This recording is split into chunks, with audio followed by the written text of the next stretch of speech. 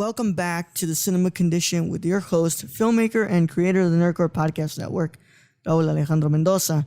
And as always, we are back for another movie with another guest. And today we are inviting, once again, Mr. Patrick Grady, filmmaker and cinephile himself, over to the show. You last heard from Patrick when we did our episode on Stanley Kubrick's The Shining, and we let y'all know there that we were coming back for another one. And look, I'm not sure how long this episode will be. I am right now predicting this is going to hit the 2-hour mark. And I'm sure it will. But Patrick is back to discuss Stanley Kubrick's 1968 masterpiece, 2001, A Space Odyssey. And of course, Pat, how have you been doing, bro? Oh, I've been great. I've been real good. Haven't been watching as many movies as I wish I would be. Yeah. All I do is watch movies. I have been plotting to make more movies, so that's cool. I guess I'm kind of on the other side now. I'm trying to make more movies now rather than just consume. I know we can both talk about how the Criterion sale drained our wallet, though. Oh, yes. Dude, I haven't even watched any of mine yet because I don't have a Blu-ray player. I just bought a bunch of Blu-ray Criterions because I know eventually I'll have one. But yeah. Dude, my wallet got drained, bro. We picked up some good stuff, though. I'm glad you got Andrei Rublev because I'm really, really excited to actually watch that, man. I really want to watch that. But, yeah, man, it's been a while since we've had you here, you know, since like episode 19. I can't remember. I'm not going to pull it up right here. Well, I know it's been a while. Because last time you had less hair, and now you have more hair. So I know it's been a while. Well, yeah, it's grown a little bit. I just cut it again the other day. Mm-hmm. It's definitely grown a bunch since before, but I even chopped it a little bit more the other day. Yeah, because it wasn't so even when I did it myself, and as it grew, that kind of showed. Yeah, I can't do mine anymore, man, like that because it just shows that I have a receding hairline. Yeah, dude. I was looking in the mirror today. I was like, dang, do I need to like start putting some kind of ointment on there? Yeah. I got this little mix of like coconut oil and rosemary oil that I'm putting on there to try to fix it up. But, you know, we're just getting old. Yeah, we're just getting old, bro. We're just getting old. So, yeah, man, I'm really happy for Patrick to be here because we're going to be talking about one of my favorite movies of all time. I mean, it is in my top 10 movies of all time. It sits on a lot of directors' top 10 movies of all time. I mean, Scorsese says this is one of his favorite movies of all time.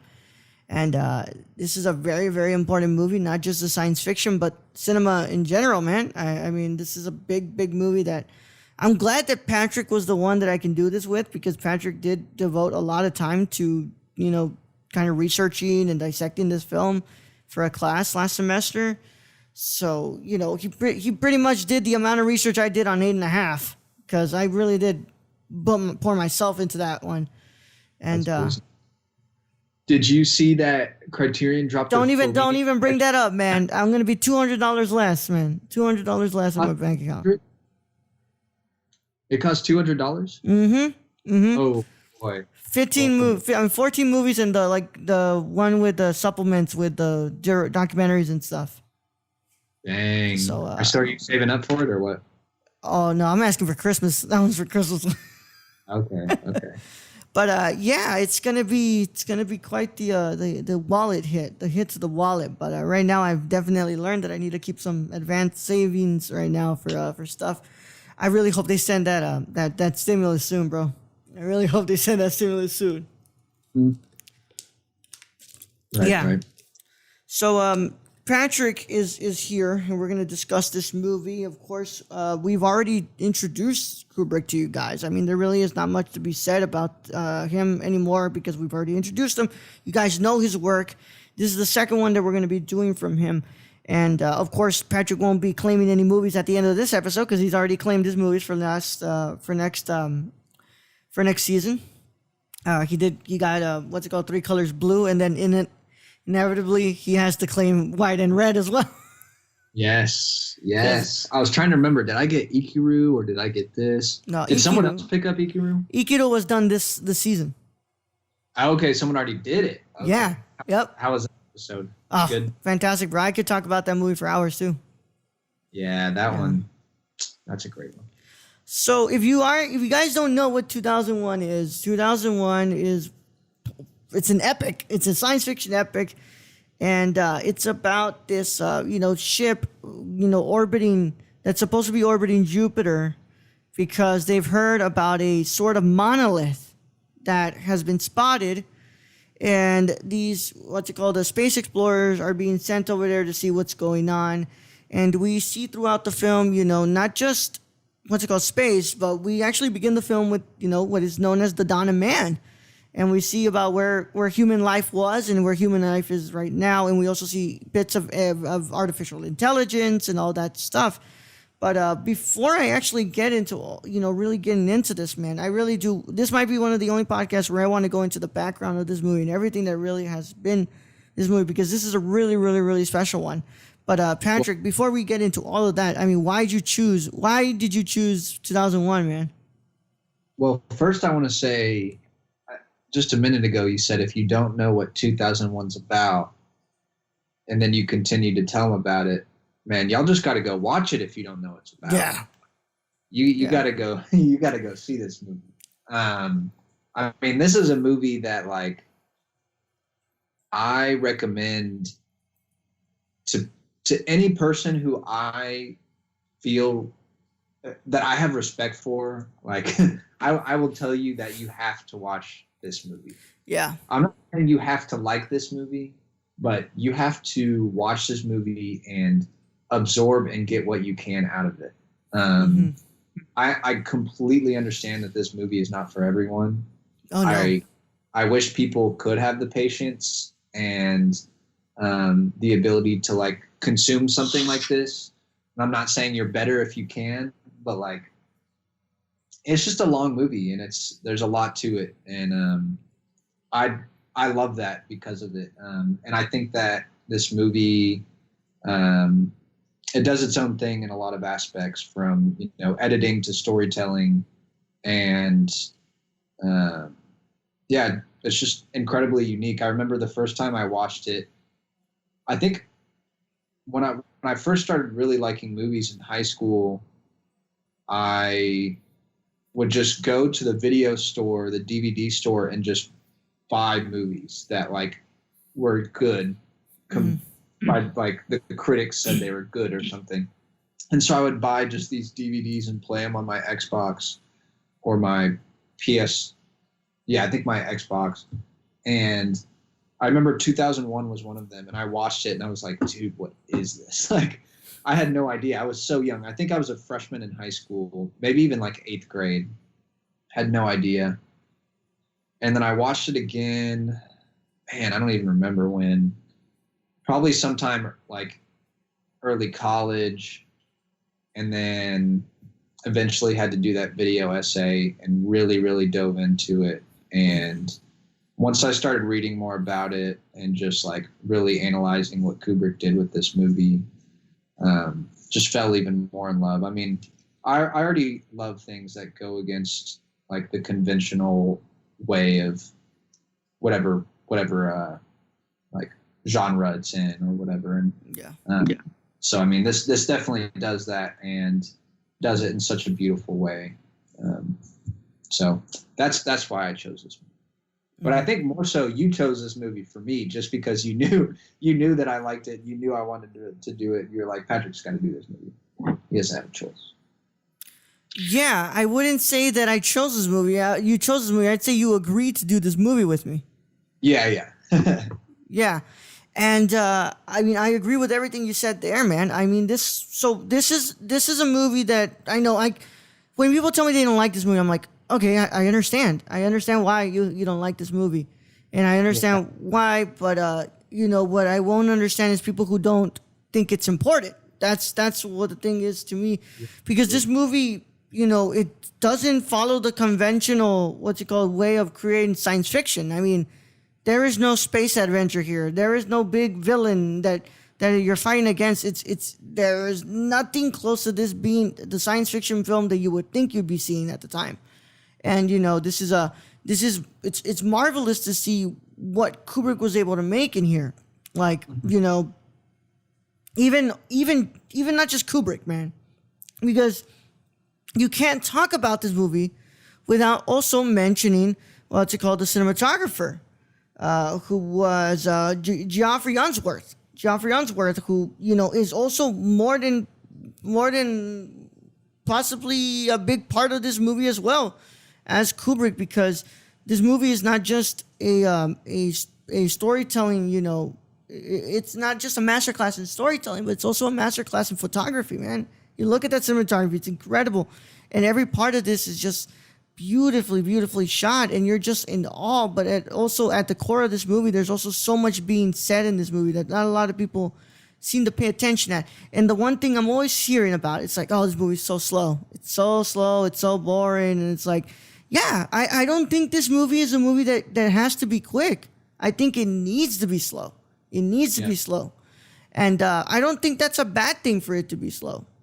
Mm-hmm. And, you know, it's funny that I brought up, you know, Fellini in the beginning, you know, with 8.5. And, you know, I was watching an interview with Fellini and how he said, like, you know, like at that time when he was talking about, you know, the power of the television and how, you know, they've become more of a impatient audience. And, you know, he said, like, the TV remote really made us impatient and really had us like, okay, if we weren't grasped in like 5 minutes of watching what was on the TV, we could just switch on over and we could go to like the baseball game or the basketball game. And, you know, Fellini said that that's really created a very impatient society.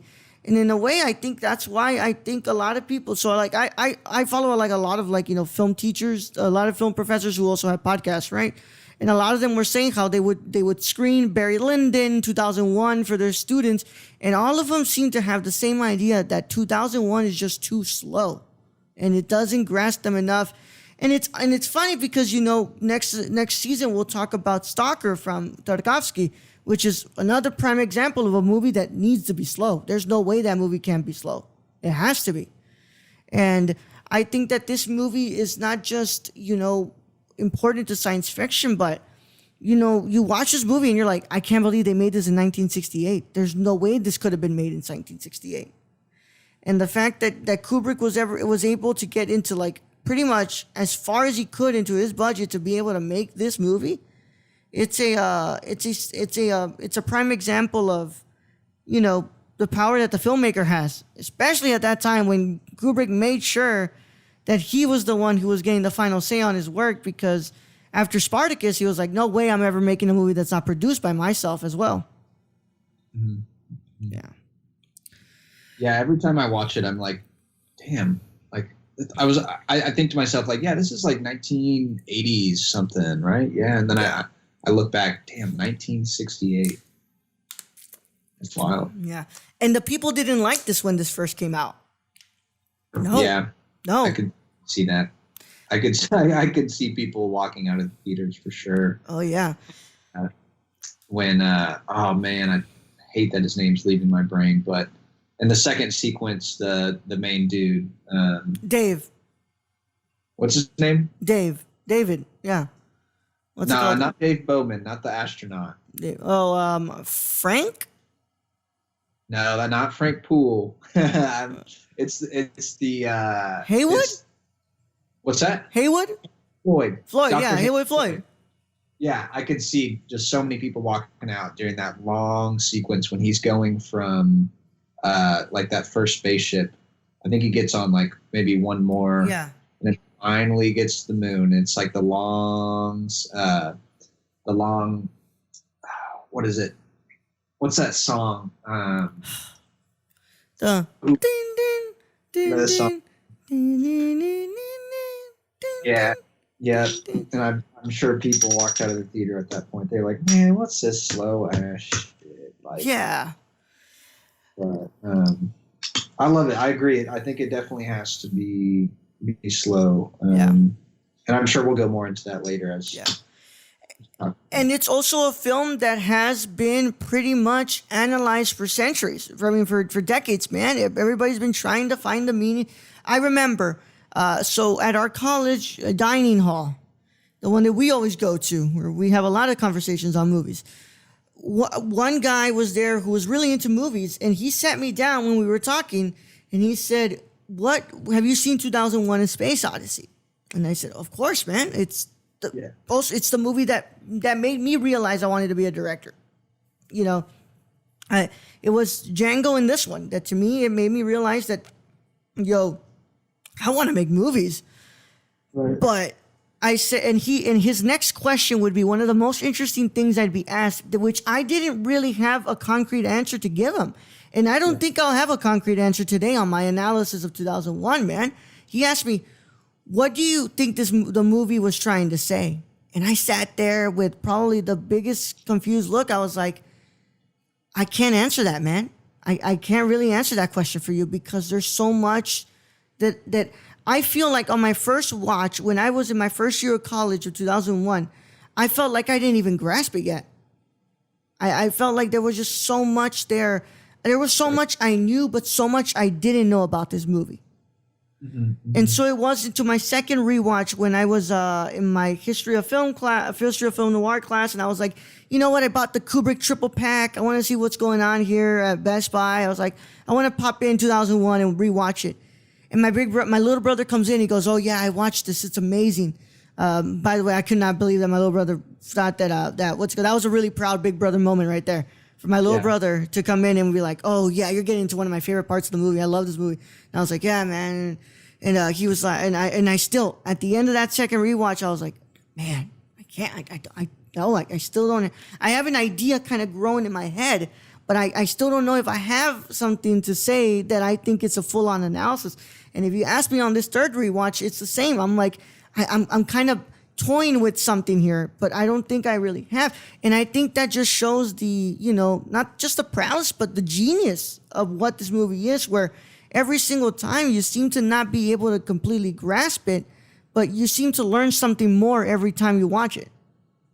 You definitely learn something more, and definitely like even just this conversation now, I'm like, yeah, I'm thinking a few more things about the movie and just the way that he puts it together. He knew what he was doing, and he did it how he wanted, and he did a great fucking job. Yeah, man. So I don't think we can start, fully analyze. I mean, this might be the only one where we go. I say like, let's just go straight from the beginning to the end with this one. I think we have to, because if we don't talk about the Dawn of Man, I don't think we can really have the audience grasp with us what this movie really is trying to say. So the movie starts, of course, with, in space, and you see the plan with like 2001: A Space Odyssey, a Stanley Kubrick picture or whatever, right? By the way, the movie's going to be good when you just have a black screen and you have the score playing in the background without any single thing in frame yet. Yep. Mm-hmm. Yep. And it does that one more time after the intermission. It's like, you're about to enter into some stuff, man. and it's so, after that we kind of cut into the African jungles. Not really jungles, more like a desert-ish, but it's I couldn't remember what it was said on the Wikipedia. There was like some African Sub-Sahara or something. And we see a bunch of monkeys. And, what is supposed to be the original form of us as humans that we evolved from basically apes and primates. And they seem to be, just doing their daily stuff. And one of them, they start to get really restless when they notice what we would know to be the monolith. Which would then again, it corrupts them, and they start, freaking out, like, what is this thing? And they're trying to find out. But they find a bone, and what's the first thing they do with that bone? Well, they use it to kill each other. Mm-hmm. Yeah, and right. I want to go ahead and get you started here, man. The Dawn of Man, we really do see the early beings of civilization, and we're seeing what it is. But I think the most important thing you really have to analyze here is what the monolith does to the primates. Right. So let's go ahead and get started with there. Patrick, what do you see with that? What do you see with the monolith disrupting these primates? What do I see with the monolith? You think it's like early stages of human curiosity, or? Right. So,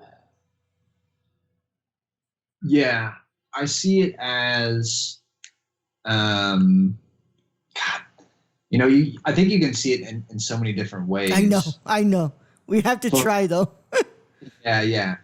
I think I see it most as like a catalyst. Yeah, a little catalyst for like, hey, monkeys, it's time to move on now. It's time to get a little boost, kind of like like a little stool when you can't reach something. You put it under you, and now you can reach it, and you've achieved your goal. You've gotten your object, whatever it is. Yeah. Because you're right that monkey, just before they find the monolith, a rival chimpanzee tribe comes in and steals their watering hole, and they're ran off. And that night, the monkeys are all huddled together, and they wake up, and there's the monolith. And then next scene, one of the monkeys finds the tool, and he starts banging it around, figuring out like what he can do with it. He starts hitting bones and seeing that he can cause a little destruction. They get some meat, and they fuel themselves, and then they go off and they win their watering hole back. So I definitely think that monolith is like a little stepping stool for them to like. It's there to tell them like, hey, like, it's time to move on. It's time to advance. It's time to find a new way to like achieve your goal or evolve in a way. Yeah. Yeah, and it is a catalyst in a way, but it also is the first step to these primates really starting to find some curiosity here. So Right. like you said, if it wasn't without the monolith and the bone coming in, those monkeys would have found a way to be killed by the rival tribe of monkeys that were there. And once again, Kubrick is also doing something really smart here. He's also saying, even in our earliest forms of civilization, we still had a problem with each other. And when you go, what's it called, into the next couple of acts, you see where conflict starts to advance to, it's not just human against human. Now it's artificial intelligence against human.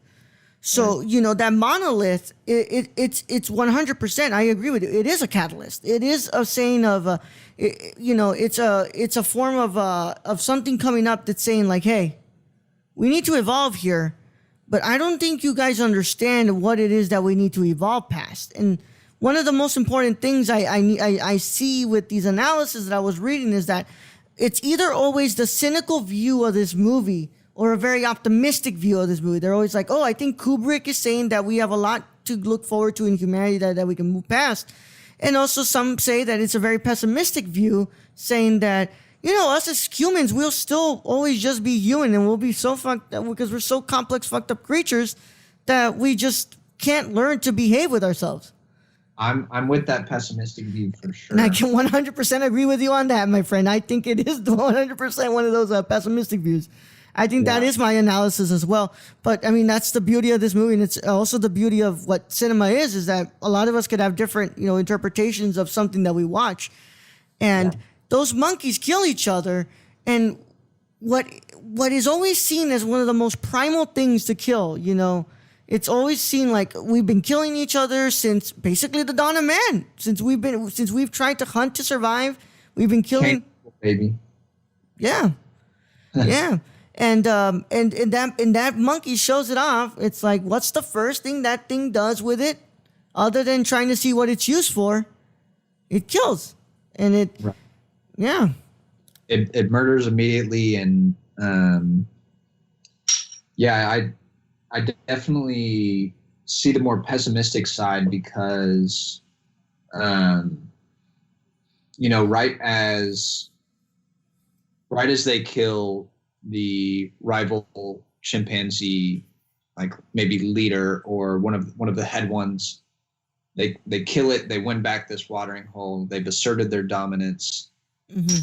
It throws up the bone into the air, right? And it's this slow motion, like epic celebration, and we have the most like basic tool, the first tool that our most basic form has ever used, right? The chimpanzee and the bone. Like I don't think it could get any more primal than that. Mm-hmm. Thrown into the air, and then we have like the most, maybe not the most highly regarded like match cut, but a pretty popular one from, God, I remember seeing that match cut from the bone to the satellite, and I just felt so good. I felt like it's so easy right then. Like when you get like a lick of ice cream on a hot summer day. That's how I felt seeing that match cut. And what I'm getting at is when I see it as I see the pessimistic side, because we have the most simple primal tool jump to thousands of years later. We have advanced to the most advanced tool, this nuclear satellite up in space, floating around, but it's still just a tool for destruction and for violence and for murdering. So it's like, yeah, we've advanced, but like in what way? Through technology, yes, but we're still hurting each other. We're still scared of each other. We haven't achieved peace or been able to live cohesively with each other. Yeah, we still seem to want to get away from each other. And I was saying as well, I was thinking as well, they do it with this very simple tool, a bone. Right. But later on, when they discover fire, they'll be able to use that. And then once we advance more and we start making swords, we start using those against each other in combat. And then we discover gunpowder.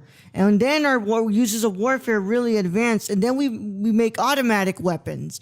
And we make planes. And it all just keeps advancing, because at the core of our humanity, we've always wanted to be conquerors. And you say that match cut, and we get to the most advanced state, because that up there, that's supposed to be the final frontier. That's the last place that has not been conquered yet. And right.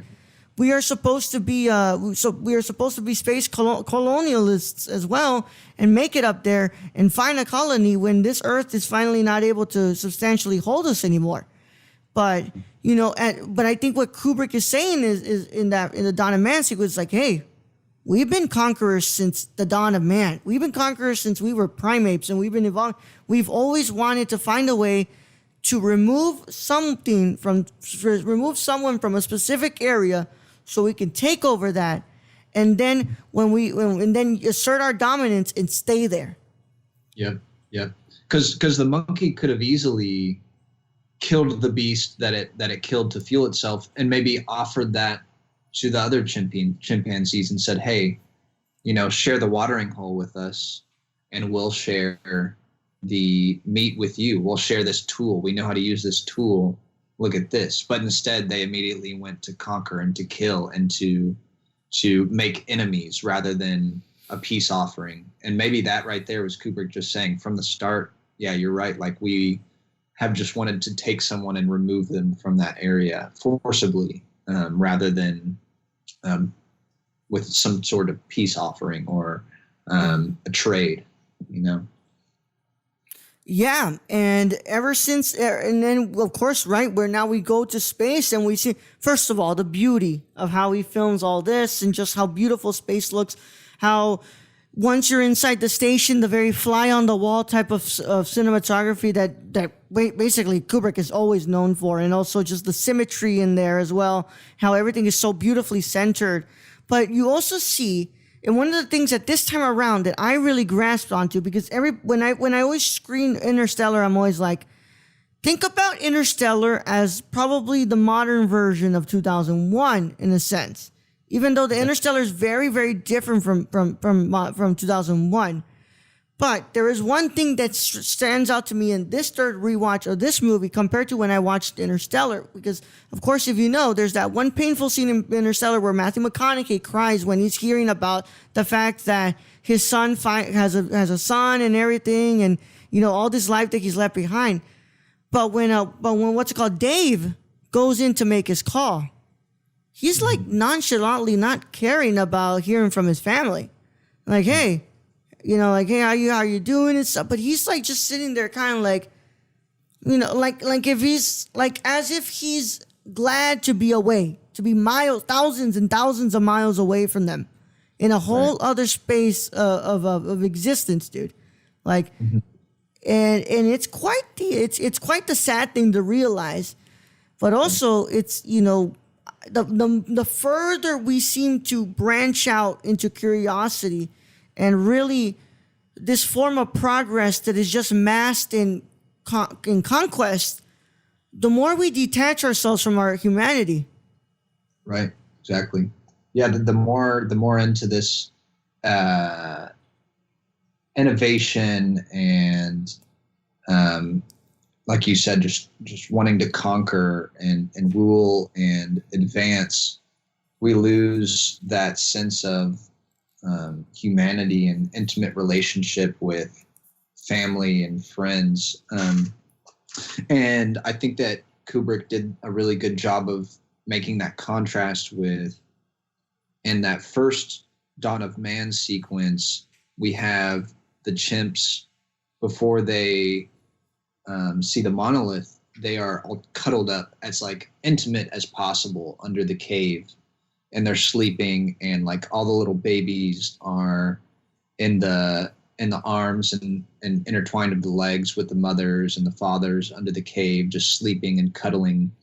And then the next one, you know, we're in space and we're traveling away, and Dr. Floyd is having that FaceTime type conversation, which is so awesome in itself that, like, you know, Kubrick did that so long ago. I mean, that wouldn't be a hard thing to like guess that's going to happen in the future, but I just think that's cool.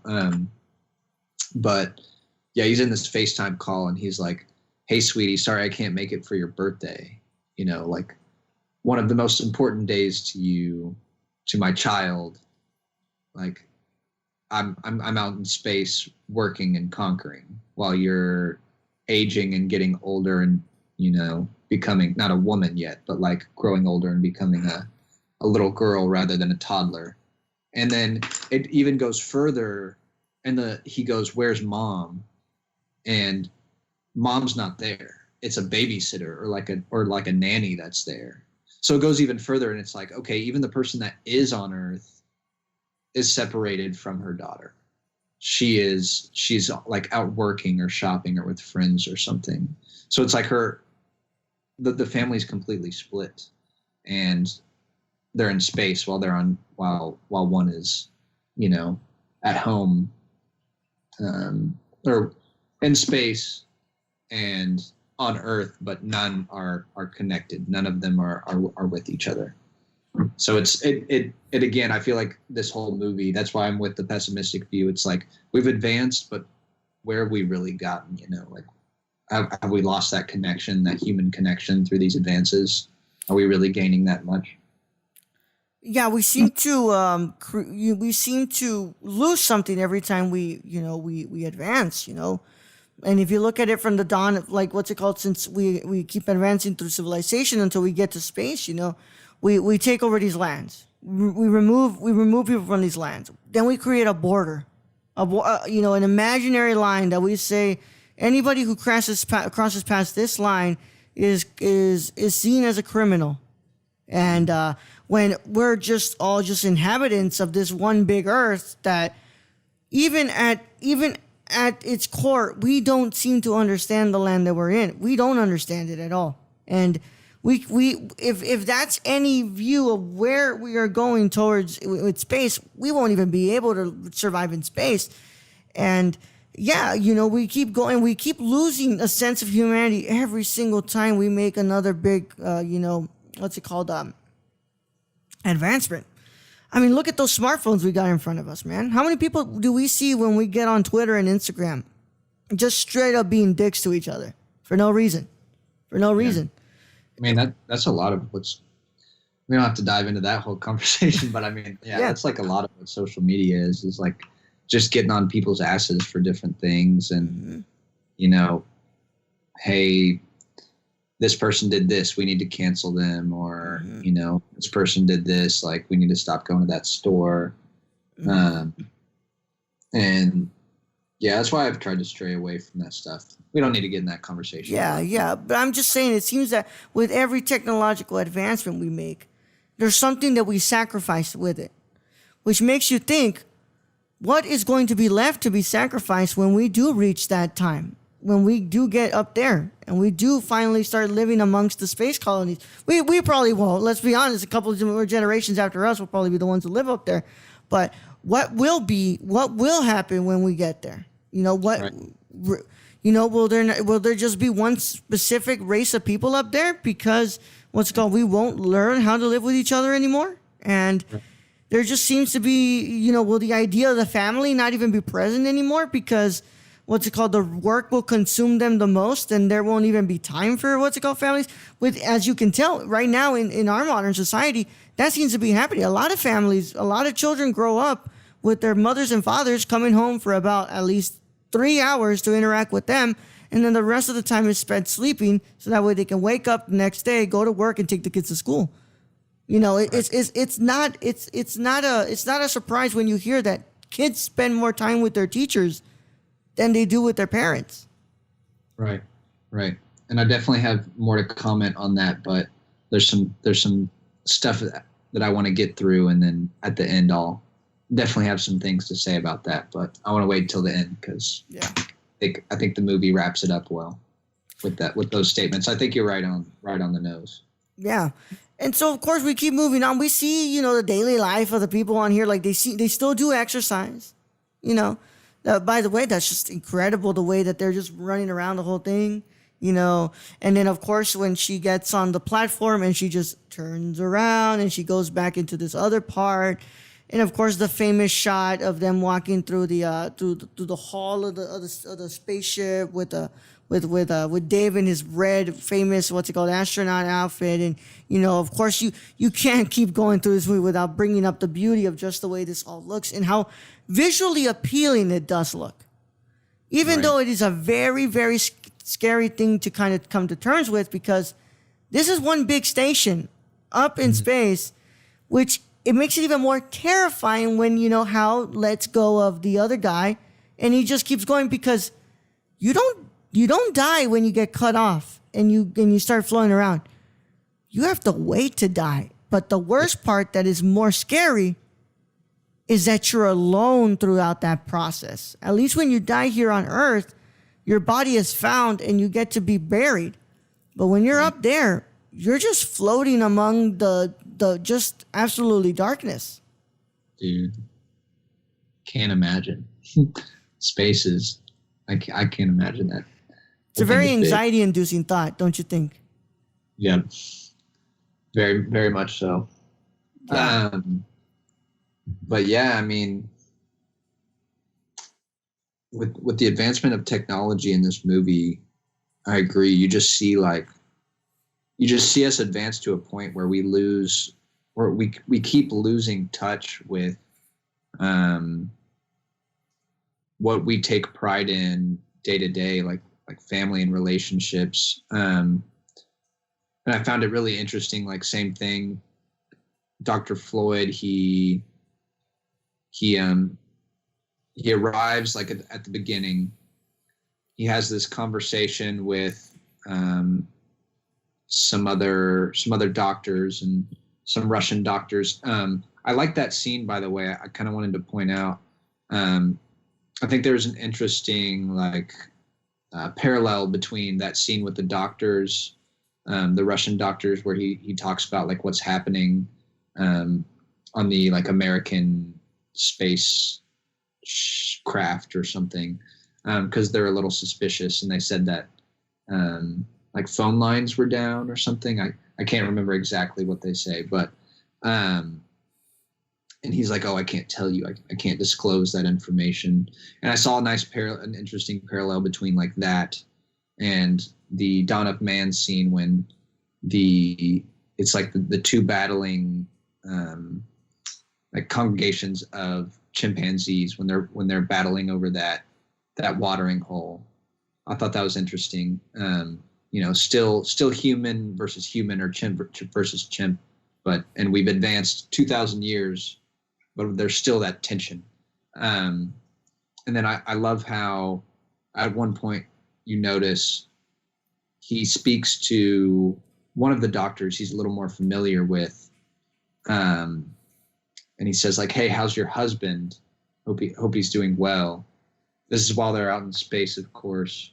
And she says, oh, he's great. He's at the bottom of the sea right now, studying XYZ. I don't know what he's studying, but he was at the bottom of the sea. And it's like, just at that moment, Kubrick really like just hammers the nail in. And he's like, look what technology has done. It has put literally the person that you married, that you vowed like everything to, you are like one now, but one is in space and one is in the ocean, like as far away as you can get. And that's what technology has done to us. And then right after that, or right before that, I can't remember, it goes right into Floyd talking to his daughter, which is something we just spoke about, like that again, technology is just separating those intimate relationships.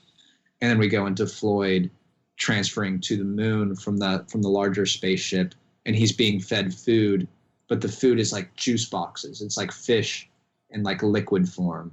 And so we've lost that intimacy with family earlier on, but now he's losing this intimacy with like food and nutrients, which is something we take so much pride in our cultures.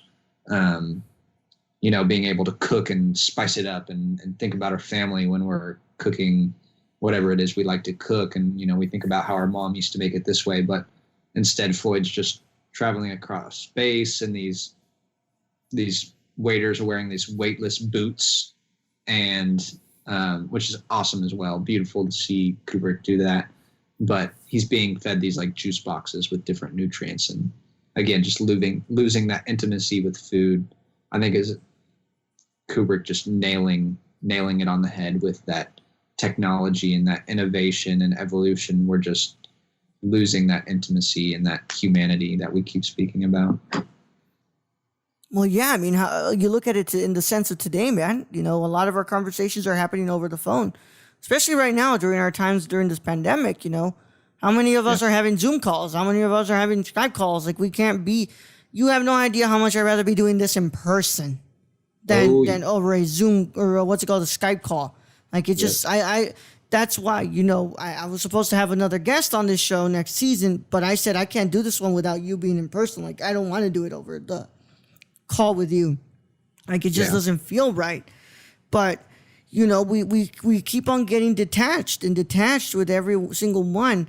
And I wanted to keep going forward, man. And I want to get, because, during all this, we still hear about the monolith. Oh, it's the monolith that was present during the apes. With the apes, and you go to this remote planet where it's supposed to be, and this sequence is one of my favorites, because if anybody comes to me and they say, I never pictured Kubrick making The Shining, and I couldn't believe he would do horror, that scene in that planet when they're going to the monolith, that's straight up horror. That's horror. You're right. Yeah, the music in the back, creating this ominous type of feeling where it's got you on edge, asking, like, what is it that they're going towards? What is it? Like, what is this going to look like? What is it going to do to them? Dude, that's a scene straight out of a horror movie. That was 100% a scene straight out of the horror movie. You're right. Definitely got some goosebumps during that scene. And again, like, what is it that they discover the monolith? They're hanging out. They're, really in a trance during this. They're like touching it dramatically and wanting to take pictures with it. And then it jumps to, there's that screech, and all of them are holding their heads and freaking out. And it jumps to boom. Now we're on our way to Mars, right? Jupiter, because then they find out that there's another one in Jupiter. Right. I think so. I'm Yeah. Well, after that is when all the stuff with Hal starts happening, because what's it called? Then we start seeing what's it called when they grab it, and then all the lights start to emit after it and stuff, and they start asking Hal, what's it called? What was up with that? You're supposed to be the most intelligent life form right now. And, they're like, okay, well, sometimes stuff gets read wrong. And they're like, okay, well, 18 months later, we find out that, hey, there's another one. There's another one by Jupiter. And now we're being bound by there. And then we get into possibly one of the most interesting parts of this movie that I like to always talk about. It's the whole essence of artificial intelligence here, man. And how sometimes our curiosities do have consequences. Because... Hal so first of all, he's the 9000 unit, which is supposed to be the most advanced unit that we have in this film. And, us as humans seem to think that these machines aren't smarter than us. But we seem to find out every single day that our phones can do something that we didn't think they would do. I mean, for the longest time, I didn't know with the original iPhone that if you press the home button to shut it down, to shut the home button to close it, the volume down, and then the home button that used to be right here, if you press it down, it would completely reset your phone, so that way it would turn back on, and it would, save it from being dumb and stuff, right, when it's giving you trouble. Yeah. That phone was, that was like the iPhone, last iPhone that I had was like the 7 Plus. This was a phone that's been out for, it's a phone line, a phone model. It's been out since 2010. And 8 years later, I never knew about this, which was supposed to be something you knew since the first two phone lines for the first line of phones from my phone with the iPhone and the iPhone 3GS and all those. But still, somehow I didn't know about that, which also has to probably say something about my stupidity. But we won't get into that. You're just a geezer. Yeah. You're still all this stuff. But the humans with Dr. Floyd, Dr. Floyd and Dave and all these other ones, they don't really seem to understand the Hal unit. They have him there because he is of use. And he's, he's reliable for what he's there for. Right. But they don't really understand what he can do. So that's why us as the audience are so surprised when Hal's able to read their lips. And then they're like, well, crap, he's about to kill him. Even though he never lands a single, he can't land a finger on them, can't actually kill him. He does kill him. Hal does kill them.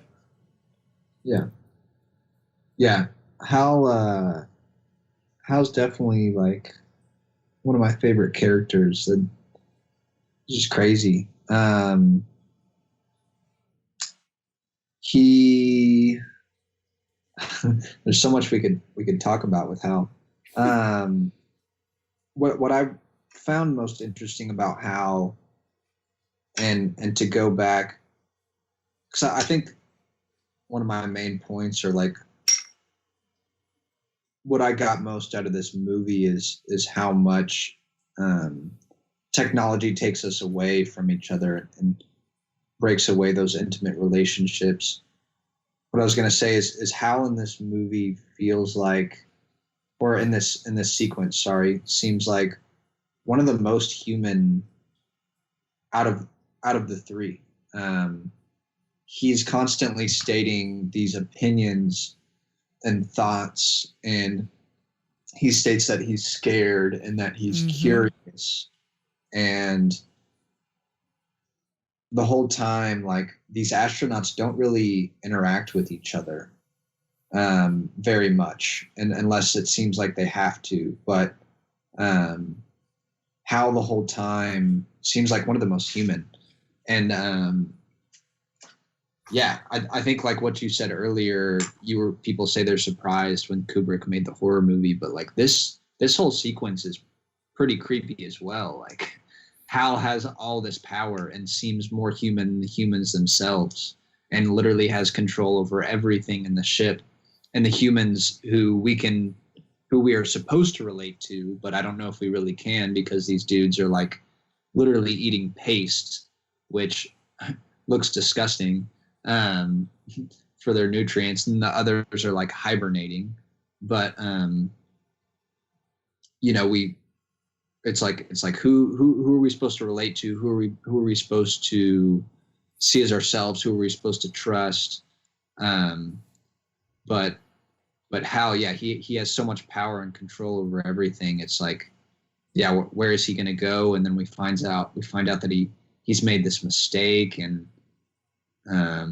it's like, man, this literally, like, if the ship makes a mistake, what are we to do? What are we supposed to think? So much is in the air at this moment, and I think I just love this movie, man. There's so much great storytelling through this, and so much emotion that you can feel. Even with how slow it is, like the way he builds this movie and the way he makes you feel with these minute experiences. Yeah.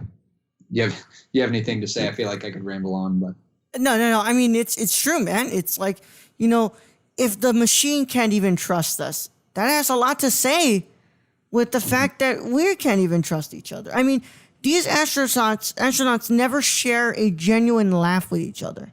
They never share their fears with each other. They never share their happy moments with each other. Right. But the only person we get fear from is Hal, when he's about to be disconnected, when he says, "I'm scared." And he's pleading and asking for him not to do what he's about to do. And also, I think the thing that makes it even more creepy is the fact that Kubrick decides to go handheld during most of that scene when he's going there. Because it's just, once again, building up to that weird sensation that he's going to go and do something. And, Hal murders these people, but Hal, it was only created for one certain thing. He's not like us humans who have years and years for us to understand our existence and understand what is the reason why we are on this earth. And some of us don't even get to that when we die, because we all will die. Hal was created to maintain the ship, to control it, and to complete the mission.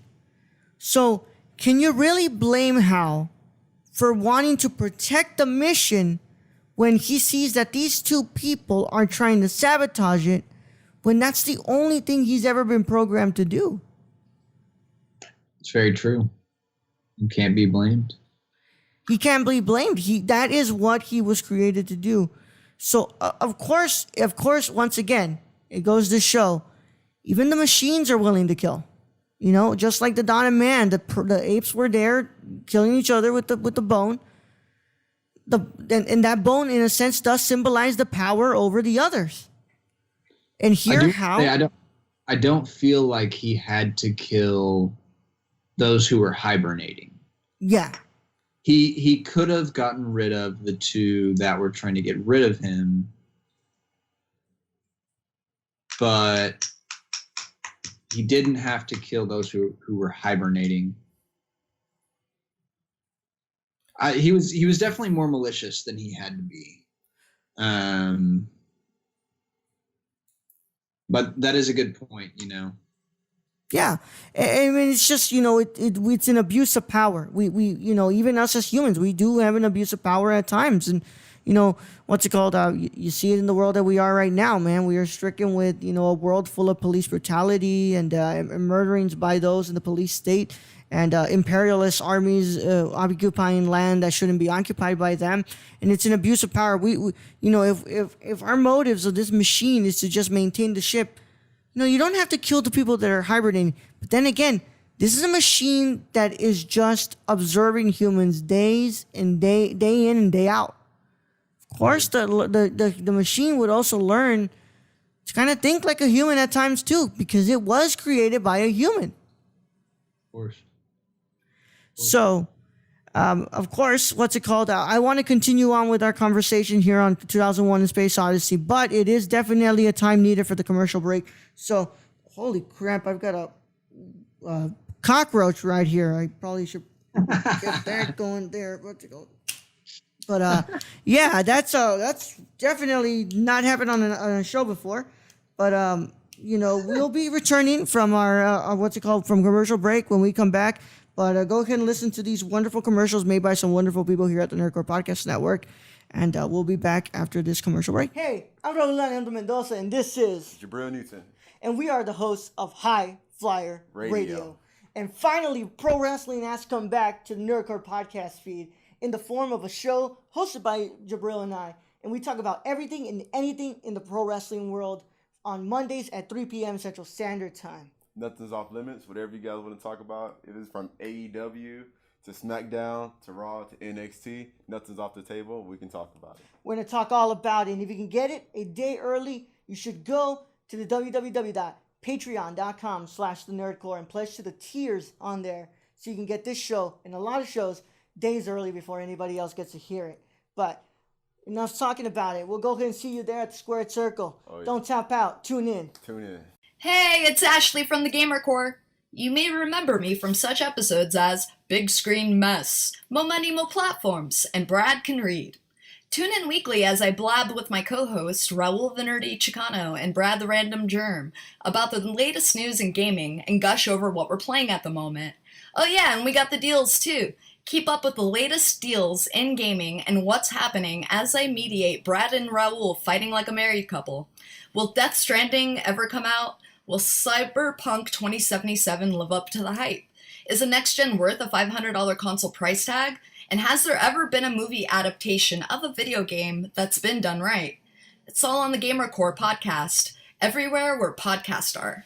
Hey everyone, my name is Raul, the Nerdy Chicano, and I am the host of The Impaired Files. The Impaired Files is an interview show brought to you every Thursday on the Nerdcore podcast feed.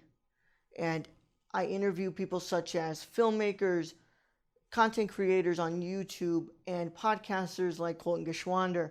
And if you want to listen to that early, a whole week early, all you got to do is go to the Patreon and pledge to the $1 tier. And if you want to listen to it with the general public, then go to the Nerdcore podcast feed on anchor.fm/thenerdcore. And the case is closed, but it's not classified. See you guys there. Hey guys, this is Brad, aka Young Yoda. Raul said I had to make an ad, so that's what I'm doing. It's supposed to be for Unstructured, but as you guys know, you can freaking catch me everywhere when it comes to this podcast feed. You can find me on the Nerd Cores, on Gamer Cores, on Nerdy Chicanos sometimes when I get lost. But for this particular one, I want you guys to go check out Unstructured. The Raul gave me free reign to do whatever I want to do. I don't know what he was thinking. So go hear me talk about LeBron James and Taco Tuesday, vaping, so many other freaking weird topics that chimichangas, that's a good one. Shout out to Deadpool.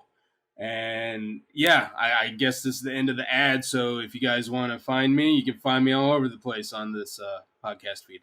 Anyways, thank you guys for listening. I love you all. And nerd up.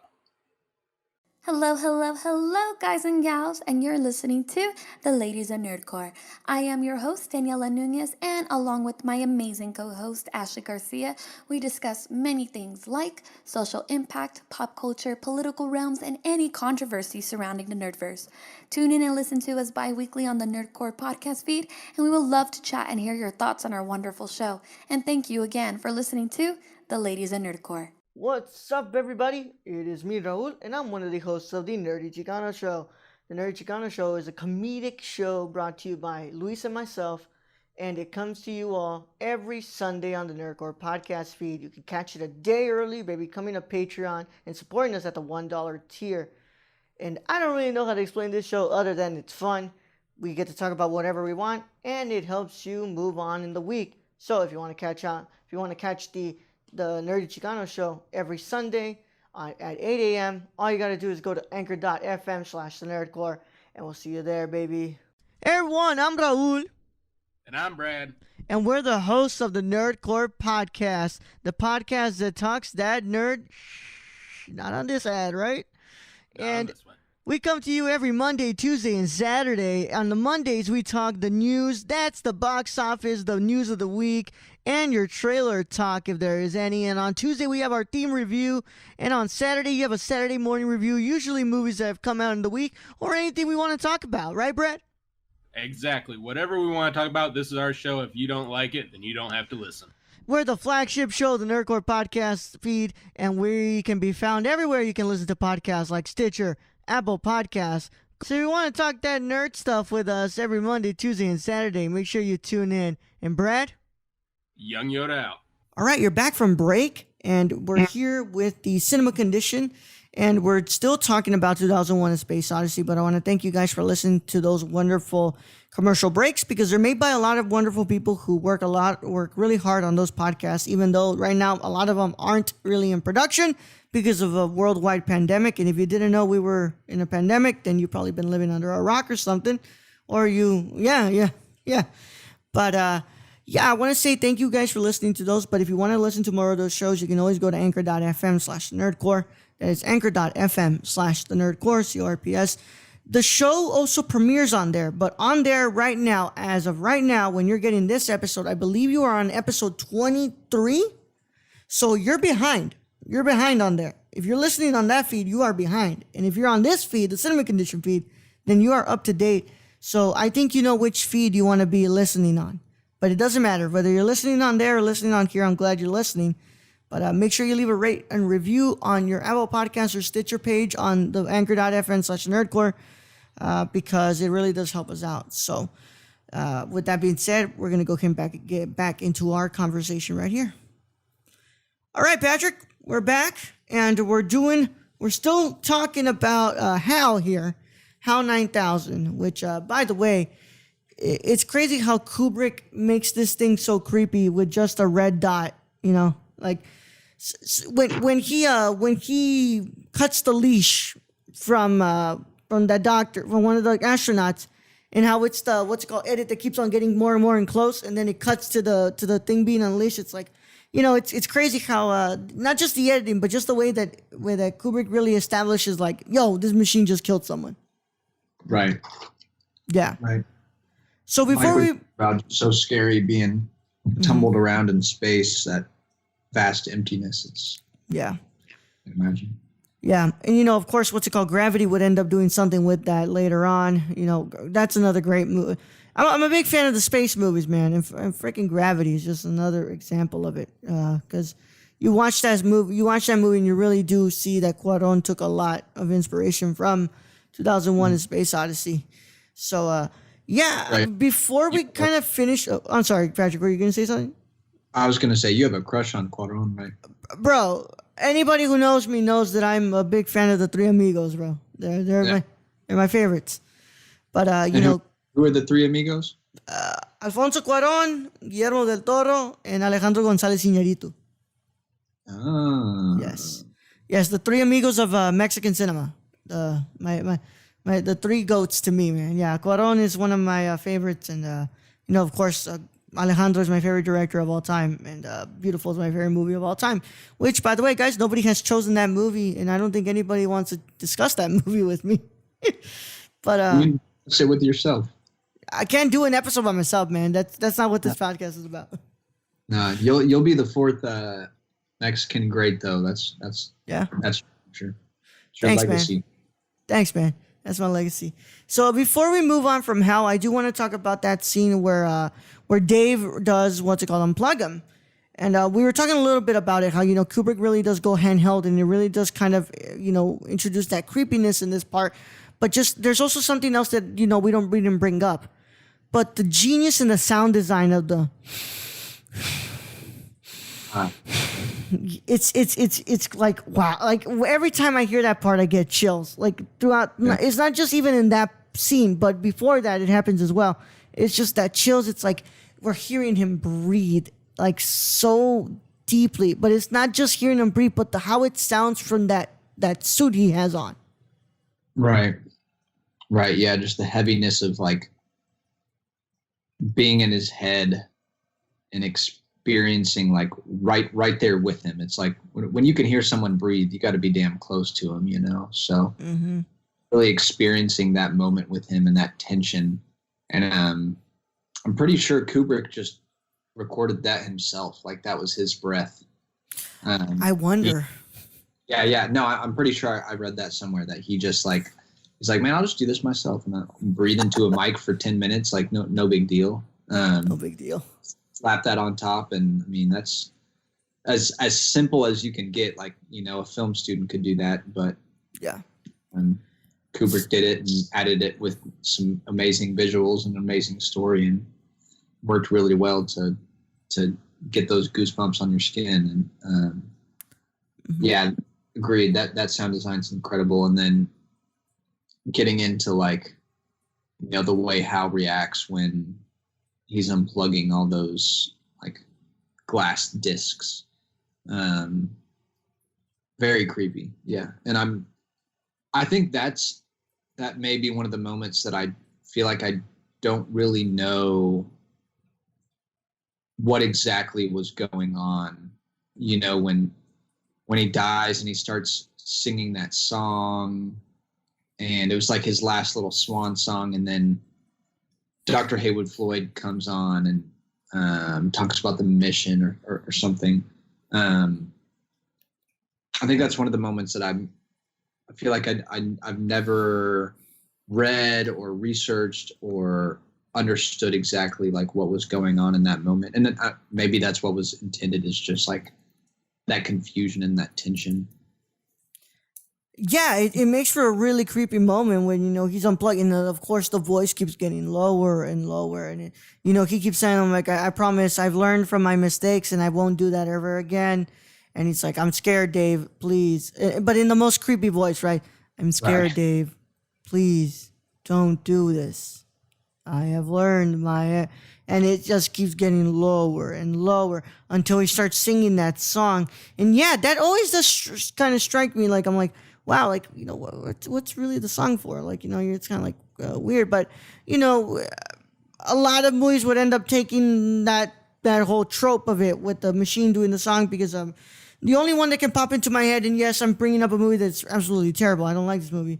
The one that I can remember is Age of Ultron, Avengers Age of Ultron, when Ultron gets, the first one gets killed, and he's singing that song of, you can't get strings on me. And it's like, yeah, it's like even, so after 2001, what's it called? That kind of gets adopted as like, oh, have the machine sing a song. Have the machine sing a song.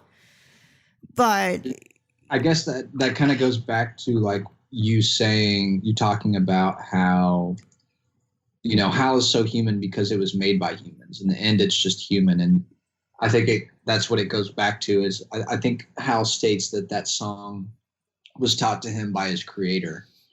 And he goes back to like, one of our most human things is just, like I stated earlier, like food and culture and music. And in this case, like a song, music, and him just singing and expressing like, that humanity alongside Bowman and his ability to feel scared in that moment. Yeah, I think a lot about during that sequence how much Hal feels more human than the other two characters in that sequence, or the other two characters who are active in that sequence. Of course, we have those who are hibernating. yeah, They don't do anything. And to go alongside that, I remember when Frank Poole is resting on his chair, he gets a call from it's a recorded call from his parents as well. Similar to when Dr. Floyd was calling his daughter, except earlier when we haven't advanced to the point where we're going to Jupiter, Dr. Haywood Floyd was talking live, right, with his daughter. But at this point, when Poole is talking to his parents, he's not even talking to them. It's a recorded, it's a recording, and they are able to tell him happy birthday. But the only one who tells Poole happy birthday immediately, like in person, is Hal. Hal is the one that says happy birthday, Frank. his parents are able to say it, but from a distance, and they say it many minutes or hours or days earlier because it's recorded video for him. The only one who's able to give him that immediate love or attention is Hal. Yeah. And then we see that when Hal is dying, like you said, like that he's scared. He goes to that human aspect of like culture and singing a song to maybe comfort himself. And yeah, I think a lot about that when I see this sequence is just how human Hal feels opposed to the two active characters in that sequence. I think also Hal brings up something that's really interesting, and I gotta read it here. Hal also says, "I am putting myself to the fullest possible use, which is all I think that any conscious entity can ever hope to do." You know, and it's once again goes back. Why are we up there? We as humans, not only are we curious, but we want to be of use. We always want to be of something. Like we can't seem to understand what it means to not do something. And yeah, for some people that's a good thing. I can't go a day without doing something. I can't just sit around and not do something. But you know, sometimes it's fine for us to kind of just take a step back and relax and kind of look at the grand scheme of things that we see in this world, and know that, hey, maybe right now isn't really the time that we need to be, you know, doing stuff. But you know, Hal brings that up, and he's like, you know, I am here to be of service to you all, and I'm putting myself to my most fullest operation. And I want to bring up the song that he was singing, because I do have to bring it up because it is quite the interesting lyrics if you remember it. So he says, "Daisy, Daisy, give me your answer due. I'm half crazy, all for the love of you. It won't be a stylish marriage, I can't afford a carriage, but you'll look sweet upon the seat of a bicycle built for two." I don't think it's a coincidence that he's reciting a love song, which, you know, a song based on one of the most human emotions we know. One of the most primal ones, you know, the most primal thing we do, right? You know, we kill, but we also love. We've been loving since the dawn of man too. We've been loving each other if you look at it from the biblical sense, we've been loving each other as neighbors, right? But if you look at it from, like, you know, what's it called? The human aspect as well. You know, we've been loving each other. We've been loving our partners. We've been loving our friends. We've been loving the people that work with us and stuff. Hal is the only one who brings up love in this whole 2 hours and 28 minutes of a movie. But the humans do not, who are supposed to be the people who know this feeling the most. But the machine is the one who recites a love song. That's an interesting point. Yeah. Yeah. The humans don't involve themselves much in, you know, cooking or tasty food, and the humans don't indulge in their love with each other and express their love very much. You know, they do partially through their video chats, but it doesn't really feel like love. It's pretty bland and straightforward, and hey, how are you? Hey, what's going on? But they don't talk about, you know, how much they love each other and what their wishes are to be with each other, and what that's like. And that's interesting, you know, the one who you would think is the least human becomes the most human. Exactly. And, you know, they never once tell each other, hey, I miss you. I really want to see you. I wish I could just leave from this pod and go back to Earth and see you and stuff. Like, there's never that instance in here. It's always just like so detached from each other and so desensitized, as if we're not even human anymore. We're the ones who become machines, and we've lost track of what we were, you know. Even though what we were has always been that primal, feeling in us. But at least deep down in us, we've always had love in there, somehow. Right. So after all that, of course, they go to Jupiter to go find that next monolith. And probably one of the great... I have to do this whole part because when I first watched this movie, I didn't expect what was going to happen with this. I mean, I was telling Patrick, a lot of people were apprehensive towards watching this movie because one of the taglines that marketed this movie, and it's on the poster that I have of 2001, which I want to frame. It says 2001: A Space Odyssey, a Stanley Kubrick production. The tagline is the ultimate trip. Now, when you see that log line, you're like, okay, you've got a really creepy poster here making it look like we're on some psychedelics. And you have the ultimate trip. I think this is about, drugs. And that's why people were so apprehensive at first because of the ultimate trip log line. But now, of course, it meant the ultimate trip, like voyage through space, not trip as in psychedelics. Right. So when he reaches the monolith, and what's it called? I believe he gets sucked out, right? And he starts going through this basically whole dimension portal wormhole of color, and he sees all these different rays coming out of it. At first it's like some stuff coming out and out and out, and then he starts seeing lands in different colors, and you also cut to the astronaut's eye blinking, and his eye is just open wide. It's not like there's no fear there. There's no fear of him wanting to close it so that way he doesn't see what he's showing. His eye is wide open. It's wide open. It's what's it called? It's bloodshot, and he's looking, and he's blinking and blinking and blinking. Like he cannot imagine what it is that he's watching. Patrick, right. I want to first find out, how did you react when you first saw that the first time?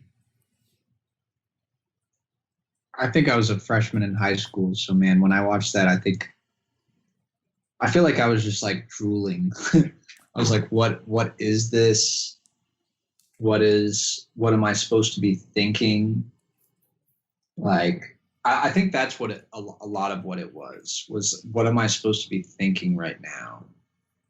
This is which is probably exactly what Kubrick wanted. I mean, I guess you could predict a lot of different things with that, but if you want to be closest to Frank Poole, it's what am I supposed to be thinking? Or I can't even think because it's so wild and so unique from the rest of the film. You don't get that drug trip feeling that you get with those flashing colors. And I had the pleasure of showing this to one of my friends for the first time recently. He had never seen it before, and I had seen it 3, 4, 5 times or something. And so showing that with him and him just hearing his oohs and ahs during that moment was really cool to me. Yeah, man, I don't remember exactly what I felt, but it was definitely what am I supposed to be thinking type thing.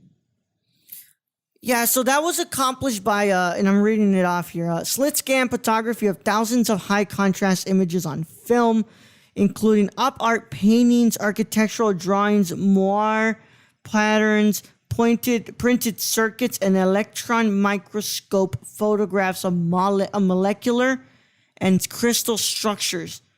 So it's wild, man. What he's able to do with all, it's the way you think about how they shot the opening scene of a Blade Runner. It's just Ridley Scott going down on this thing, right?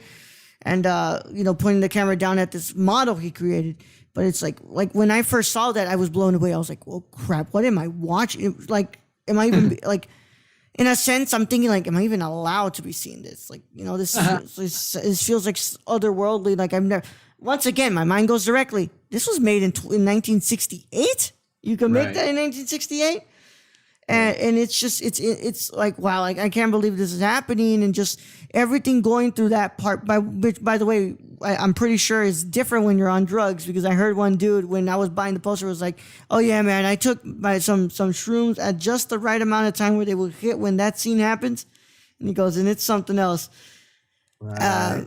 And I remember just being in awe of what is happening, and of course I always bring up Interstellar with this part as well, because it's very different from when Cooper, Matthew McConaughey's character, jumps into the black hole in Interstellar, and you see all that what's happening.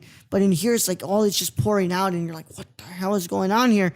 And of course, he's going through, and he's seeing these lands, and he's traveling, even though he doesn't seem to understand what it is that he's traveling through. He's just observing, which, once again, when we're put into these situations where we're just the observer, you know, there's like, even in these moments, like, there's no time to pull out a camera. There's no time to pull out, a machine to record what is it that we're watching. We are just simply observers in this grand scheme of the universe. We're just observers. Right. Dang. Yeah. Which is once again, I mean, it's very difficult when you discuss the whole existential part of this film, which is one of the biggest themes in it. And I feel like we have been discussing that throughout this whole film. But, you know, once again, we're just observers, and of course he keeps on going through that, and he reaches to probably one of the most interesting parts, which is you know, leading to the ending. I still don't understand why he would choose the neoclassical type of set in this part, but you know, the astronaut, he lands in this room. The monolith is there, and he enters this room where he sees an older version of himself, and he's, you know, dressed in this very neoclassical type of getup, and he's eating. And I want to hear your take on this part. Yeah, there's a lot there. I mean, so we have. When I first saw it, I just thought heaven. You know, this dude has reached heaven, I guess. And I'm sure that's a theory that's been studied. But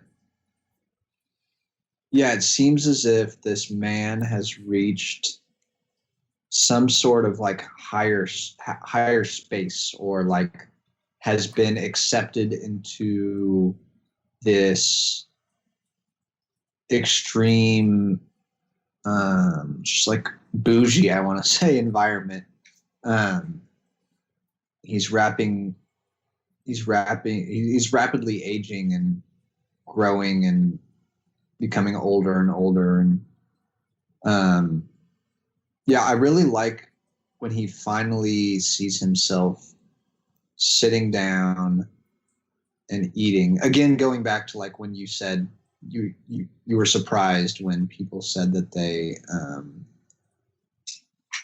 didn't think that Kubrick could do horror movies, because again, like, just that whole sequence of like seeing himself age like that was pretty damn creepy to me.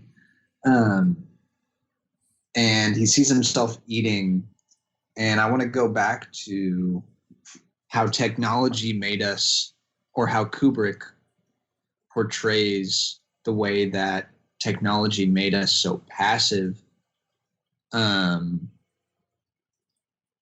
from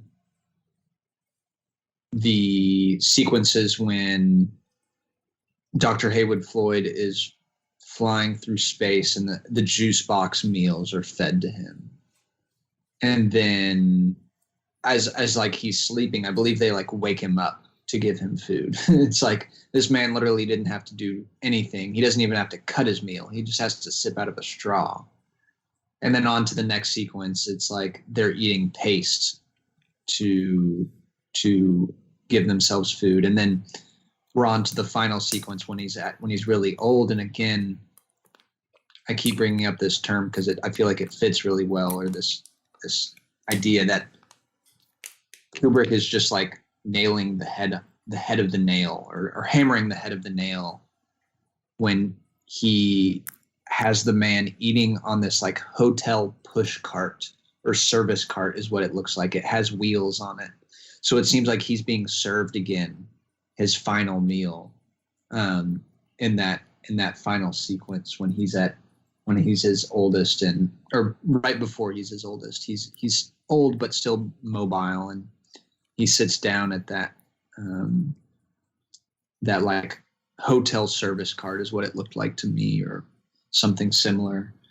And he's sitting there, you know, eating his food, but it was given to him passively through something. I don't know if it's like some crazy alien or what, because it's something crazy in space. But yeah, again, it's just like we have advanced to this point when we've lost touch with that creation of like energy and food. And I always found that interesting. Yeah, do you have anything to say about that? Yeah, my take is completely different, man. I don't think that's heaven, bro. Yeah, and I don't know. I think that's straight up hell. He's alone. He's aged and he's alone. It shows that we've grown. So we keep on going and going and going, and our curiosity keeps going and going. And look where it gets us, man. We're so detached and we're so alone. We're eating our final meals. We're sleeping alone in a bed by ourselves, and we're aging away, and we're just dying. And we think that all these accomplishments that we have are so grand and vast. But at the end, we're alone. We're sleeping in a bed alone, and we're dying off. And this is probably a room in a vast space colony away from family, because he's still working and working and working. But he's probably reached the status where he's able to actually eat real food, right? But what's it all for if we're just right there alone? And of course, I'm not saying your take is wrong. I think it's also a really interesting take that I'm hearing from you, because we've gone from, they went from sipping out of a straw to this elderly man eating. And maybe somebody else can come to me and say, no, Raul, you're wrong. That's him seeing his deepest desire of being just back to his classical roots of being human, and not having to deal with this, space travel, being so far from home. He just wants to be alone back in the neoclassical times and eating meats and stuff. But I think it's just us once again being reminded that we shouldn't be like Icarus in the Greek tale. We shouldn't go flying too close to the sun. We should always have some form of feet on the ground to remind us of what is important in our lives. Because then we end up like this man who's just aging away, dying, and there's no one beside him on his bed, sleeping with him.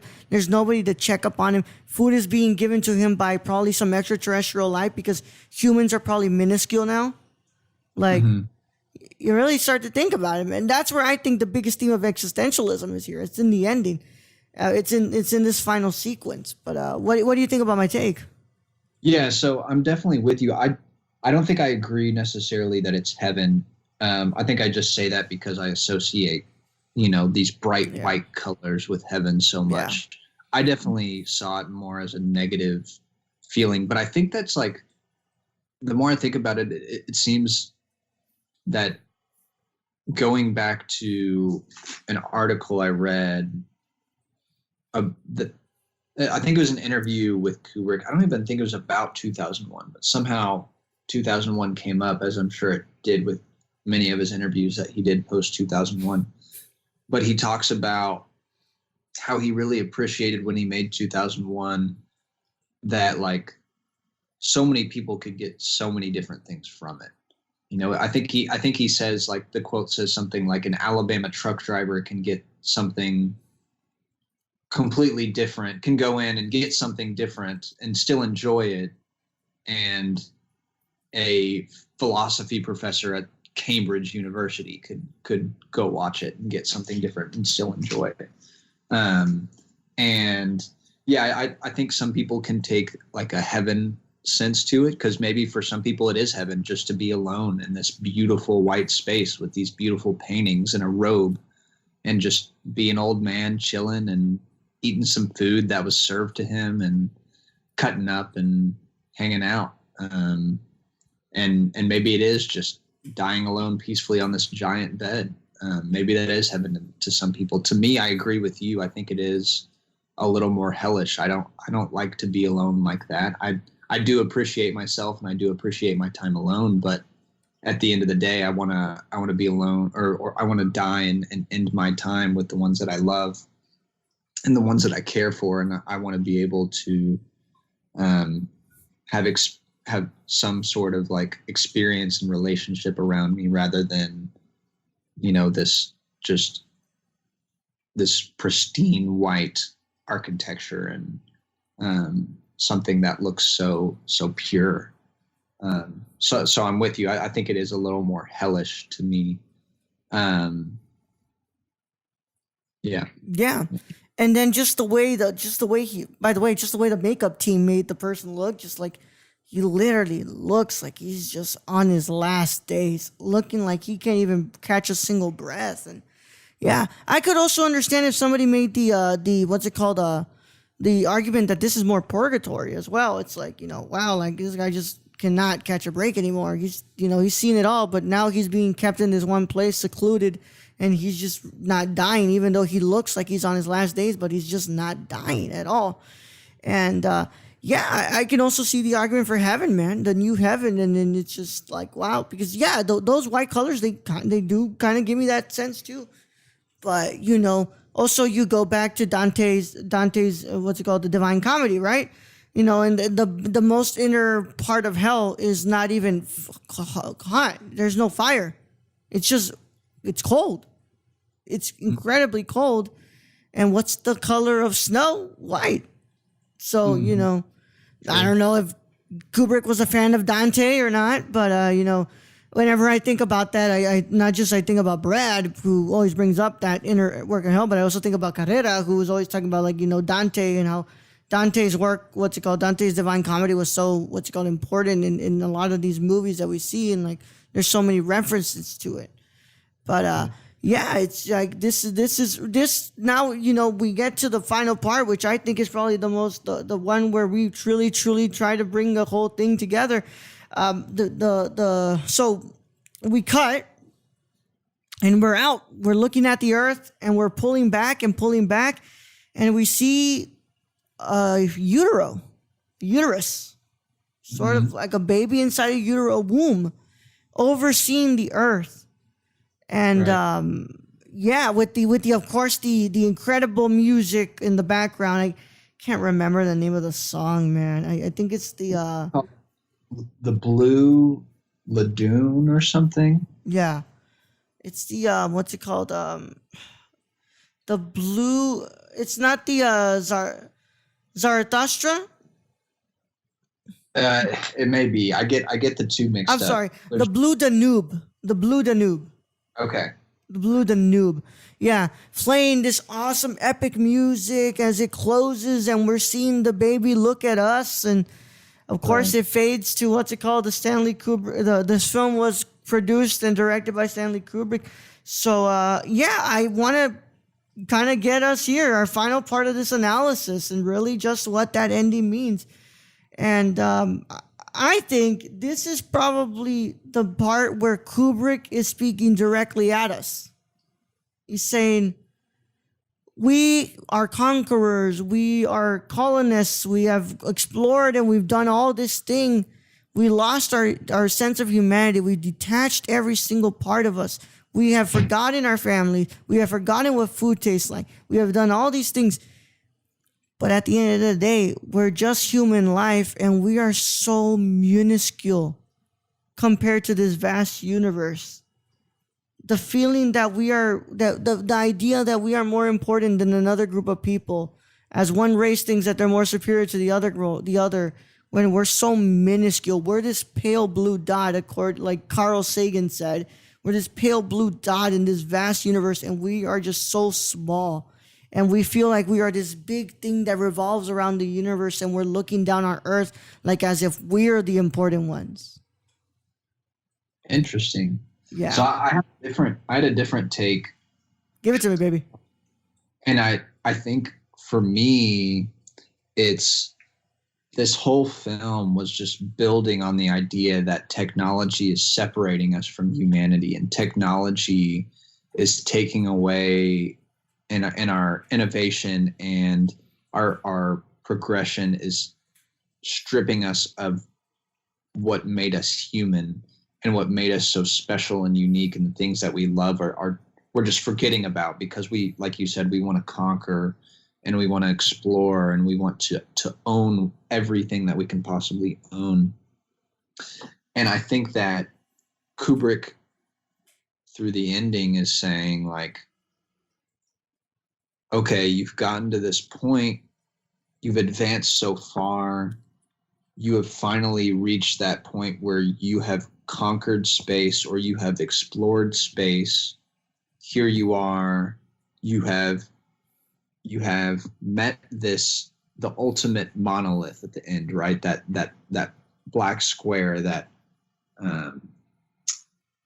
godlike reach that the old man does, the old bowman does at the very end, kind of like the Michelangelo reaching for God, yeah. And he reaches for the monolith, and then it cuts, and he's the fetus. I saw it more as like maybe kind of the opposite of what you're saying. Is I think that it's Kubrick saying, like, we have advanced so far, we have conquered and met the highest being. Now we are at this point, or we have advanced so far that we don't need anything anymore. We have advanced so far that we're just like a fetus that is maybe self-sustaining or something. Like, it doesn't really have it's like its ultimate being. It just exists. It doesn't need entertainment or sex or food or anything. It seems like throughout the whole movie, these humans are straying farther and farther away from all those things, through all those intimate relationships, through the intimate relationship with culture or food or family or whatever it is. And then at the end, we finally get to that point, and it's like him stating, like, here you are, this is where you're going to be. You're almost going to be like little fetuses that don't need anything. Like, you're just feeding off of your own pure energy. Is that where we want to be? I feel like that's what Kubrick is saying through this movie. Is this where you want to be? Do y'all want to advance so far that you're at the point where you're just like little fetuses that don't do anything? little star. I think it calls them star babies or something, or star child. Yeah, the star child. Yeah, and I'm just and that's how I saw it, is like Kubrick stating, like, y'all are going to keep advancing. We keep conquering. We keep doing all these things. It's just y'all are going to keep doing that and not appreciating our true, most basic form. You're just going to get to the point where you've advanced so far that you don't need anything else. Is that really what we want? Is that really like how we want to enjoy ourselves? Do we just want to be these like little fetuses that are feeding off our own energy, that we have like worked so hard and conquered so many things that there's nothing else to do? Like, we're just these things existing at this point, not even needing anything. And that's how I saw it. But I also really enjoy your perspective as well. Yeah, mine's a very cynical perspective, though. Very existential. But it's true, man. We progress, and then we're just back. Like, we are wandering, and we're just observing the earth, and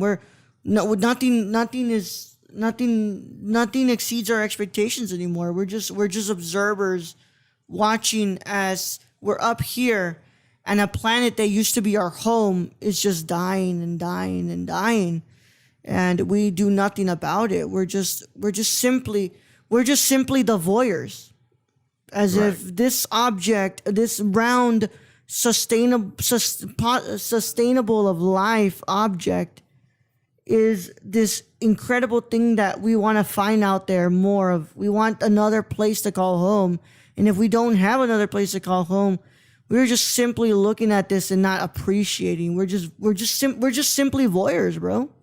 Right. Yeah, it's really crazy. Like, why do we need more than Earth? Why can't we just be hunter-gatherers? Yeah, why can't we just be not be complacent, but why can't we be comfortable with the idea that this is just our only home, and we are going to die here, and this will die, and we, as a race of humans, we will cease to exist, and that's it. Yeah. And that's it. But of course, it's a pill that's so hard to swallow, and that's why,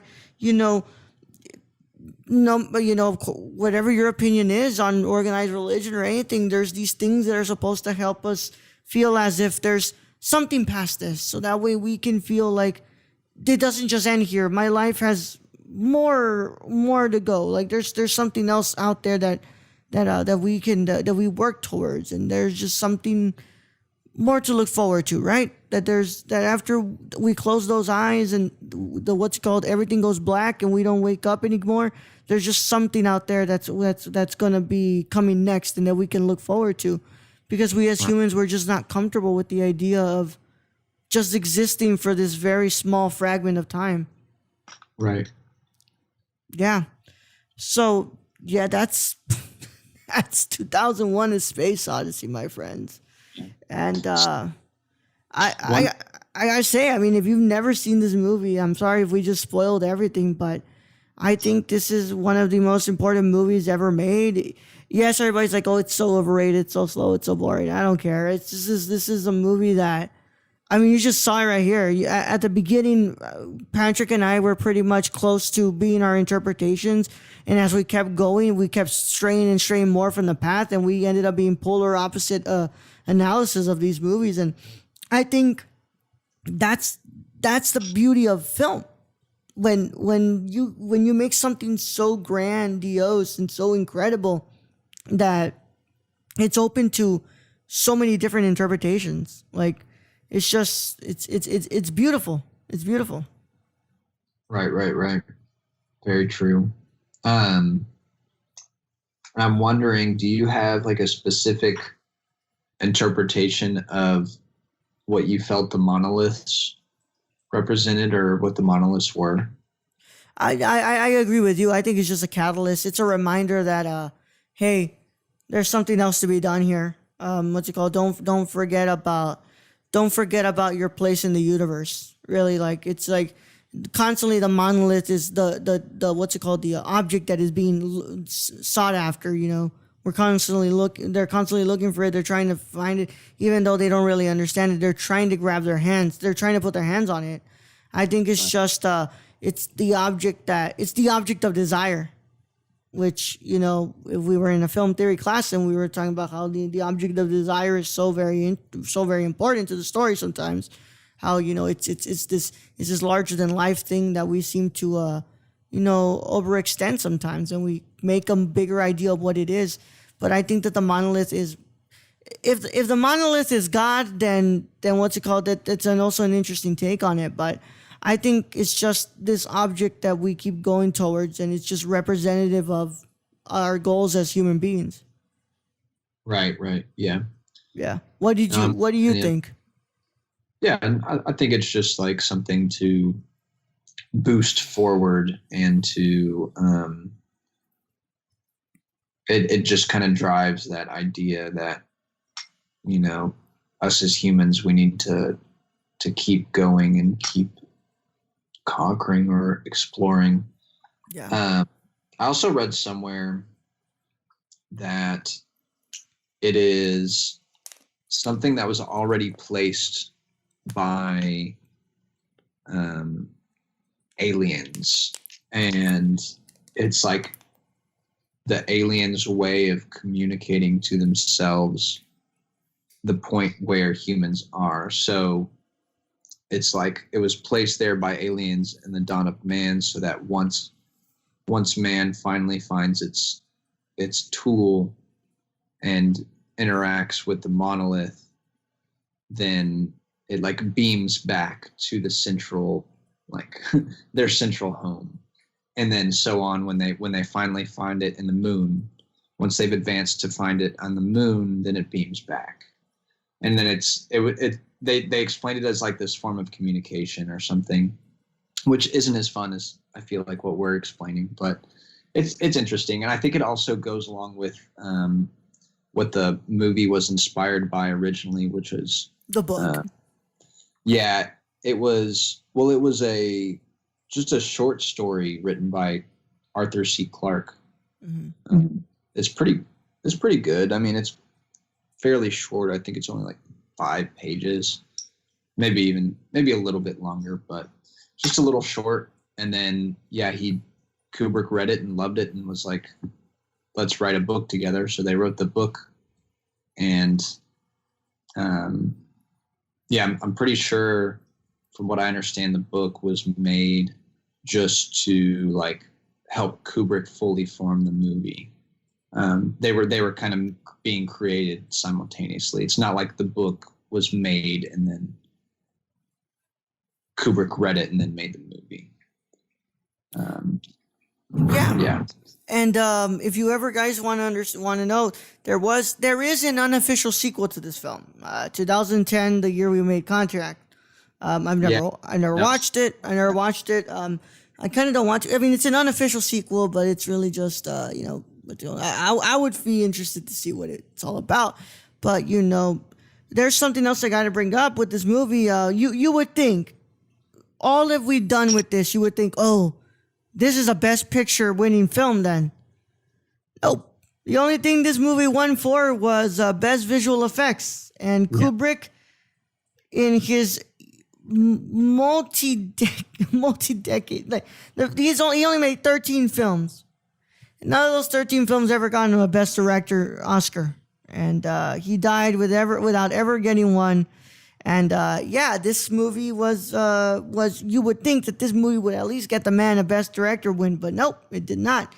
And yeah, it's quite the story, man. All these other movies got a win, but Stanley Kubrick and Alfred Hitchcock never won a Best Director award, ever. But yeah, that's 2001. You can watch 2001: A Space Odyssey on HBO Max if you have that. I watch it on there, and by the way, it's beautiful looking. But I gotta give it to you guys. You guys need to buy this on 4K because I am looking at my Blu-ray copy and I'm saying, I love you so much, but I want to buy the 4K copy bad. This is one of the only movies where I'm like, I don't mind having duplicates because I want that 4K copy to see how it looks. I'm so sad that I didn't get to watch this film in the theaters when it was re-released, and they were showing it in our city, bro. They were showing it, and we did not get the chance to watch it. And this is a movie that I hope I have the chance to one day before I die watch it, because it's. I mean, first of all, it's just so important to me. I think it's so important to me. It's just, like I said, I don't know if it has that same effect on you, Patrick, but like Django was the movie that I knew that I wanted to make movies, but 2001 was the movie that I knew I wanted to direct. I was like, wow, one guy, was able to come up with the script idea and all these things, and he was able to direct this, like make this happen, even though, filmmaking isn't just one person, it's a whole team. But like the idea that like this mastermind was able to orchestrate this in a sense, it was a big thing for me in my first year of college, and really making me decide that I wanted to pursue a filmmaking career and a filmmaking major, because it really did do that for me. So yeah, I really recommend you guys watch this film if you're listening and you've never watched this. If you don't care about the fact you got spoiled, then cool. I do want you to know that you don't take our analysis as being the word of mouth that it's supposed to be the end all be all. No, you can have your own analysis, and please share it with us. I mean, go to my Twitter and stuff and share it with me and talk to me about it, because I really do want to know what you guys think about it. Because I think this movie and so many movies are the same example of movies that have so many different interpretations, but it's so great to have a conversation on it. There's a reason so many film students, bring it up, and they're like, hey, what did you think about 2001? What is your thoughts on it? And what is the interpretation? Like, I feel like the way that people think about, the way people usually think like, oh, you're a film student, you love Citizen Kane. It's like, no, man, I think the first movie when I think about my love of film is just 2001: A Space Odyssey. So, Patrick, first of all, how much did you enjoy your time on the cinema condition, man? Oh, of course, always. Yeah, man, of course. Yeah, we always have a fun time, right? Because these usually are conversations that happen off air too, when we're together and we're just talking about all these things, and it's nice that we're able to record them, right? Right, of course. It's fun. I can't wait for you to come back next season, bro, to talk about the Three Colors trilogy, movies that I've never seen. So I'm really excited to get to do that with you. But before you say goodbye for like a couple of months until we see you next season, do you want to tell them where they can find you on the internet and all that stuff? Yeah. Pat G Pics on Instagram, and patgpics.com is my website, which has not been updated, but it's got some good stuff on there. But yeah, I'm doing some photography, a mix of landscape, and trying to get back into some fashion stuff as well, as much as I can, but, you know, trying to socially distance, but still take pictures of people. But yeah, hit me up on there. Feel free to reach out or ask me about photos or movies or whatever you want. Most of my stuff is photos, but I'm studying film, so I got a little bit of knowledge of both. Yeah, man. Pat and I we're bound to work together soon because of the great news I was given today. So, you know, it's gonna be time. It's gonna be time soon for us to be working together. And Pat is always somebody who I think is just so incredibly talented. So you guys definitely need to go check him out. And as always, you guys can check me out, the Nerd Chicano, on both Instagram and Twitter. That's the Nerdy Chicano.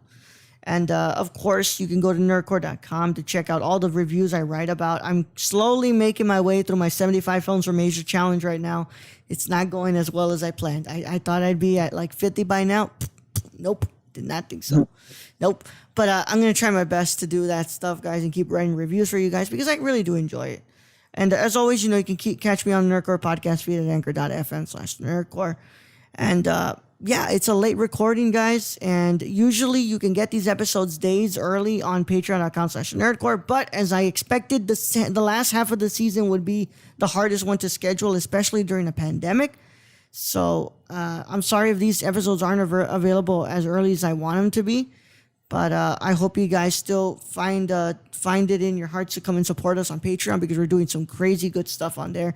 We just hit our second goal where we can do audio movie commentaries for you guys, for patrons only, and I can't wait to do that with y'all. So go to patreon.com/nerdcore, check it out. $1 a month gets you a lot of cool stuff. So, you know, even $1 a month helps us out a lot.